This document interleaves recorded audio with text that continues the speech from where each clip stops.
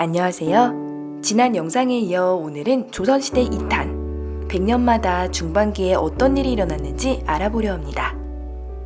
누구나 쉽게 시작하는 역사 공부. 재미있게 흐름부터 정리하세요. 자, 그럼 같이 가볼까요? 1400년 전후부터 1900년 초기, 조선은 100년마다 중요한 사건이 일어나요. 곧 이어 주요 인물이 사망하면서 새로운 100년을 이끌어오고요. 역사는 당시 사람들이 어떻게 살았는지 살펴보는 과목이기 때문에 많은 내용 속에서 전체 흐름과 키워드를 잡는 게 중요해요.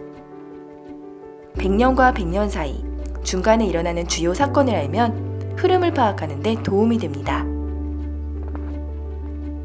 1400년대 초, 조선은 새롭게 나라를 다지고 태종에서 세종으로 이어지며 단단한 기틀을 잡아가죠. 세종을 꼭 빼닮은 아들 문종이 왕이 된 지 2년 만에 승하하고 그의 아들 단종이 왕위를 잇는데요. 1453년, 세종의 둘째 아들이자 문종의 동생 수양대군이 왕위 찬탈을 위해 쿠데타를 시도합니다. 이 사건이 바로 계유정난이에요.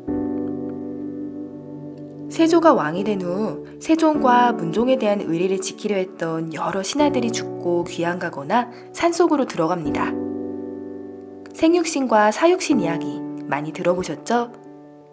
세조는 사실상 어린 조카를 죽이고 세종 전후 조선 초기 문화의 꽃을 피우게 도왔던 대신들을 엄청나게 죽였다는 비난에서 자유롭지 못했어요. 세조와 그의 가족은 단종을 죽인 죄책감에 산당에 시달렸다고 알려져 있습니다. 한결같이 백성을 사랑했던 학자 같은 왕 세종.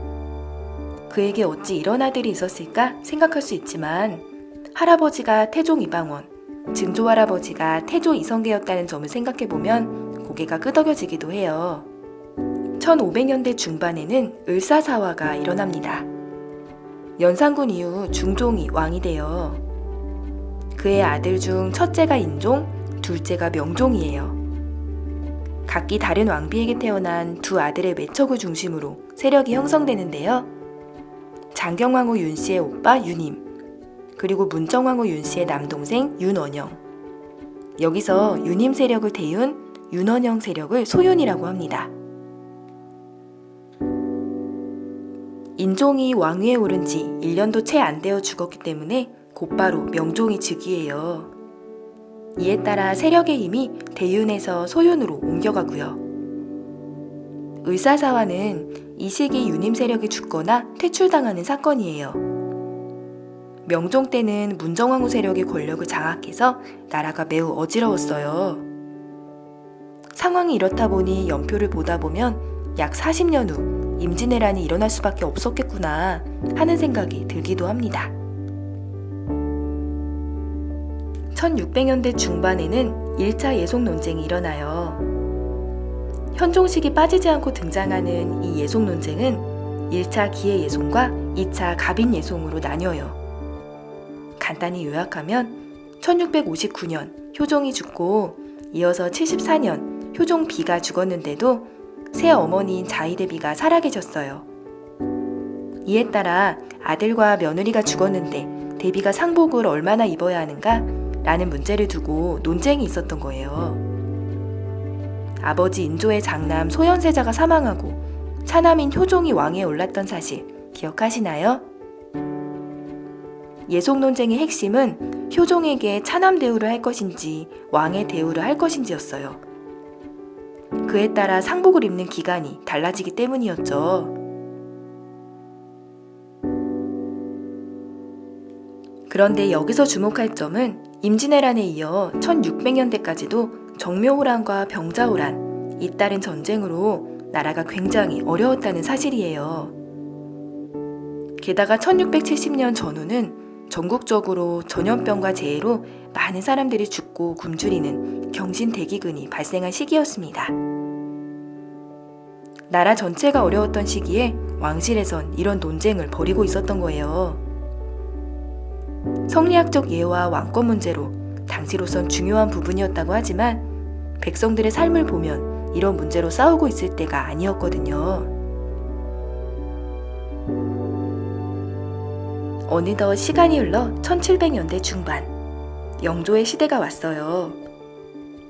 영조는 무술이었던 어머니 숙빈최 씨에게 태어나 신분적인 컴플렉스가 있었음에도 자기 관리에 철저하고 백성을 위해 많은 일을 한 왕으로 알려져 있어요. 그런데 이런 영조에게 오점이 하나 있으니 바로 1762년 이모화변입니다. 그의 아들 사도세자가 뒤주에 갇혀 죽은 사건이죠. 40대에 얻은 귀한 늦둥이 아들. 완벽주의 아버지 영조는 아들에게 많은 기대를 걸어요. 그럴수록 세자의 부담은 커져만 가고요. 당시 조정에서의 당파 싸움과 세자의 정치적 성향 등 여러 가지가 원인이 되어 이모화변이라는 비극적인 사건이 일어납니다. 영조는 죽은 아들에게 생각할사 슬퍼할 도라는 시호를 내려요. 비참하게 아들을 죽인 왕이었지만 아버지로서 내색하지 못한 슬픔이 있진 않았을까요? 마지막으로 1800년대, 세도 정치로 나라 전체가 혼란스러운 시기. 1862년 진주에서 시작된 농민봉기가 전국적으로 확대됩니다. 바로 임술 농민봉기인데요. 무능하고 부패한 양반들로 인해 백성들은 비참한 생활을 해야 했어요. 그렇게 1900년이 다가오고 조선은 조금씩 계획적으로 접근해오던 일본에게 결국 나라를 빼앗깁니다. 조선시대 역사를 공부할 땐 전체 흐름 속에서 100년 단위로 주요 사건과 키워드를 익혀보세요. 재미도 있고 공부하기가 훨씬 수월할 거예요. 1400년 전후에서 1900년까지 약 500년의 역사. 각 중반기 왕실에선 시끄러운 일들이 일어납니다.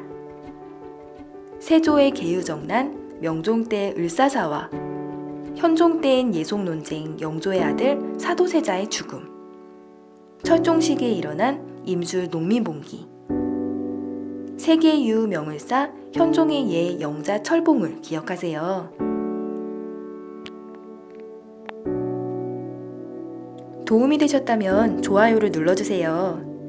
구독하시면 유익한 정보를 받아보실 수 있습니다. 그럼 오늘도 행복한 시간 보내세요.